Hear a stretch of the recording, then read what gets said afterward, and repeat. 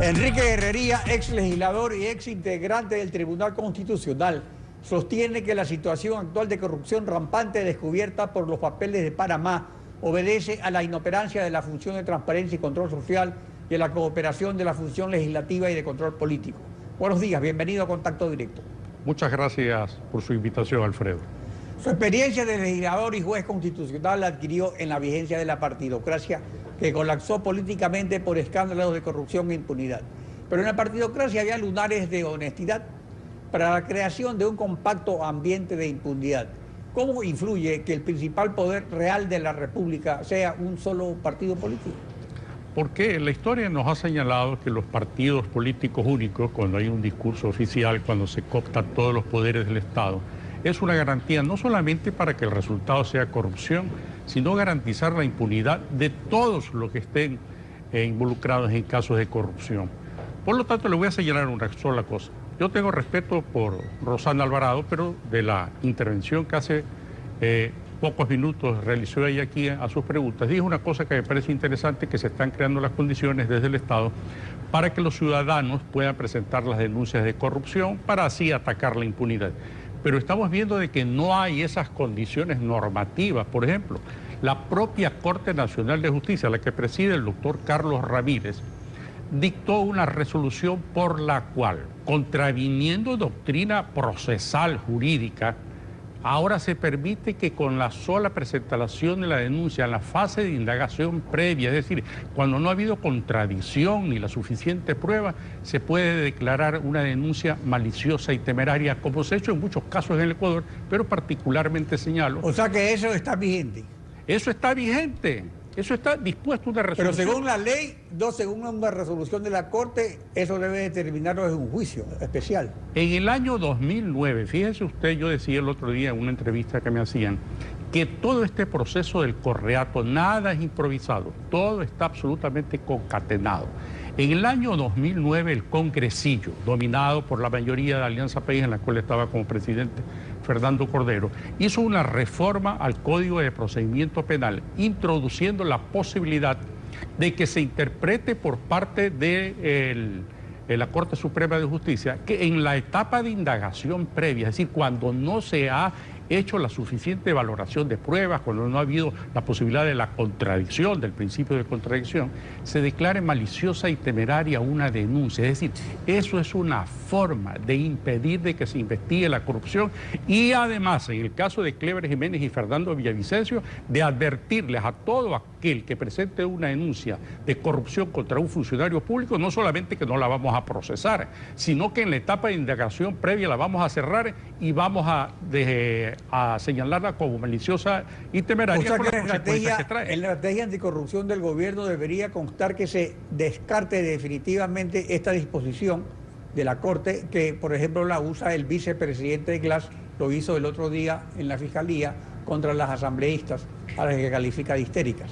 Y el ministro Albornoz también, todos recurren a decir, en la fase de indagación previa ya la cerraron y declararon la malicia y temeridad. En consecuencia, ahora yo presento las sanciones correspondientes, la petición de sanciones en lo civil y en lo penal, y ponen indemnizaciones multimillonarias, lo que abomina el sentido común. Por ejemplo, en el caso de Jiménez también y Villavicencio les ponen sanciones altas sabiendo que son gente pobre. Dice que desde el comienzo se estaba preparando todo esto, que fue algo premeditado, que no fue un accidente.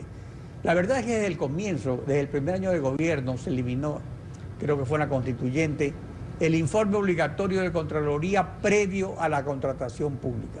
O sea, la supresión de este control favorece sobreprecios y contratos complementarios a placer, que es lo que hemos visto, que contratos complementarios duplican prácticamente el valor del contrato original. Y después pretendieron con la enmienda constitucional que ni siquiera el Contralor haga seguimiento a la contratación, porque fíjense usted, ya lo estamos viendo en este momento con las denuncias que están saliendo. Bueno, no, esa enmienda constitucional no la han aplicado, pero está bien. Sí, pero mire usted, por ejemplo, a partir de dónde sale la corrupción. Cuando hacen los presupuestos para el proyecto que se va a ejecutar, ese presupuesto, esos términos referenciales que llaman los contratistas, son los que los manejan entre el funcionario público con el contratista, que ya saben que va a ser el designado. Por lo tanto, la corrupción es integral. Mire usted el caso que me parece gravísimo. El señor Contralor General del Estado, que solamente ha señalado delitos de peculado para delitos de ínfima cuantía, de aquellos municipales que han hecho acerías y bordillos y que se han robado $10.000. No ha señalado delitos de peculado cuando existe, por las propias disposiciones que se encuentran en los informes, sobreprecios de $111 millones, sino que únicamente los califica como glosa, con la consecuencia del supuesto pago de indemnizaciones civiles, pero que no se vayan a la cárcel los ladrones. Y a ese Contralor General del Estado se lo llama juicio político y se lo sanciona por negligencia y no por ninguna otra cosa. Y la instrucción fiscal que existe por supuesta conclusión es un delito de menor cuantía, de 3 a 5 años, que en el evento de que sea condenado se quedará fuera del país durante los 5 años y vendrá después una vez que ha prescrito la pena. Esas son las condiciones en que está viviendo el país. Y si no es sustituido ahora, eso, dentro de este sistema preparado para el efecto de la impunidad y el efecto de esta alegre contratación. En el anterior sistema, Constitución 1998, se había sustituido el control del Congreso sobre la función judicial para establecer la cooptación, o sea que la dependencia del Congreso se la quiso suprimir. La Constitución de Manuel Christie ratificó esta supresión de este control político de la función legislativa y de control político. Pero, ¿a quién se lo dio? Se lo dio al Consejo de la Judicatura. ¿Y cómo se le ha dado? ¿Cómo está influyendo en los jueces, por ejemplo, el error en la que señalaba Baltasar Garzón, el observador internacional de la restauración judicial? Mire usted, si hay una organización nociva para la administración de justicia en el Ecuador, es el Consejo de la Judicatura que preside el doctor Gustavo Yal.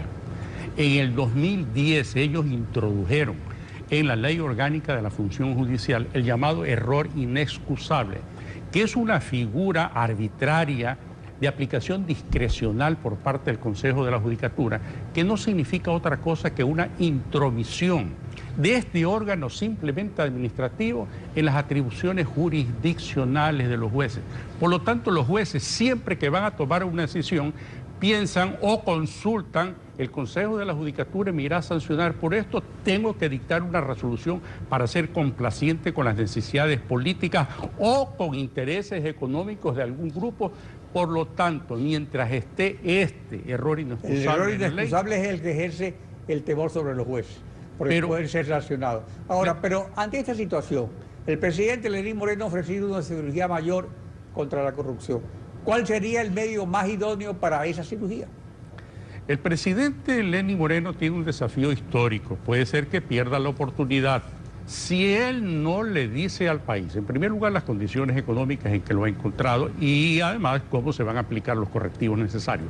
Pero además, si quiere desmontar toda esta supraestructura orgánica, estoy hablando de instituciones y normativas, estoy hablando de leyes que existen en el Ecuador, la única posibilidad de combate real a la corrupción es mandando a la casa a todos estos órganos del poder público que fueron cooptados por el Correato, para que puedan haber jueces constitucionales de la justicia ordinaria, contralores, todos los órganos de control en el país. Pero como mediante consulta popular. Mediante consulta popular es la única forma. Si se va por la vía y se empieza a discutir respecto de una Asamblea Nacional Constituyente, nos tomará 2 años y en 2 años nos ha comido el tigre a nosotros y también al presidente. Pero no se propone ni constituyente ni consulta, en definitiva. No se pone ninguna de las dos. Pasada nomás. Gracias por su participación. Gracias a usted, Alfredo. Concluimos así esta emisión. A ustedes, como siempre, gracias a su confianza y sintonía. Alfredo, nos vemos mañana. Mañana continuamos rayando la desinformación en Contacto Directo. Buenos días.